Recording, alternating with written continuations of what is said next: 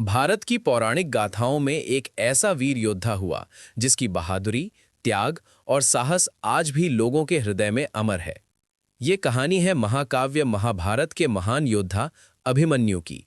एक ऐसे युवा वीर की जिसने धर्म और कर्तव्य के लिए अपना जीवन न्यौछावर कर दिया।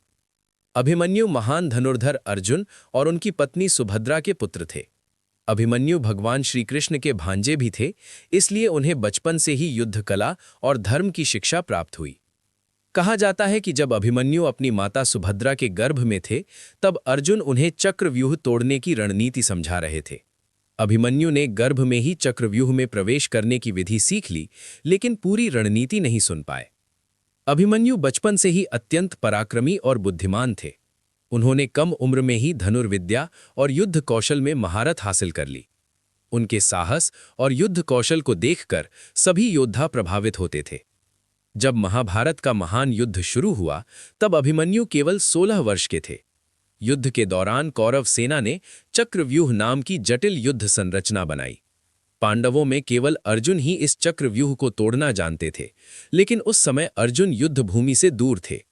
ऐसी परिस्थिति में अभिमन्यु ने आगे बढ़कर चक्रव्यूह में प्रवेश करने का निर्णय लिया। अभिमन्यु अकेले ही चक्रव्यूह में प्रवेश कर गए और कौरव सेना के कई महारथियों को परास्त किया। उनकी वीरता देखकर पूरा युद्ध क्षेत्र स्तब्ध रह गया। लेकिन युद्ध के नियमों को तोड़ते हुए कई योद्धाओं ने मिलकर अभिमन्यु पर हमला किया। इसमें महान गुरु द्रोणाचार्य भी शामिल थे।